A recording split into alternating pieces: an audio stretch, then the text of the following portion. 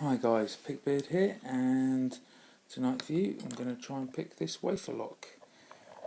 It is a lovely wafer lock, locked up, no key. It's an American AC padlock, kindly sent to me by PickMe1977.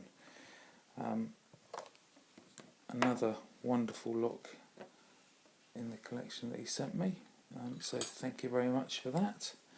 Don't think it's really the most challenging, but I think he sent it as more of a, it's a nice lock, so here you go. So hopefully, no, you're not really going to see anything that way, are you? Let's try move the tension, let's turn the bottom and do it that way. It's relatively heavy tension on it, and I don't normally pick this way up, well, picking pins or wafers up, so you'll have to bear with me, but I've just found it's the best way to open this lock.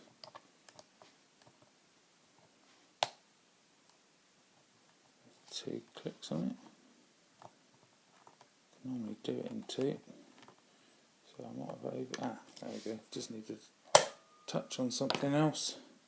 Now it was open. It was normally two, I think, that opens this, but the cord doesn't spring back, which is nice in case you have a flying tension wrench issue.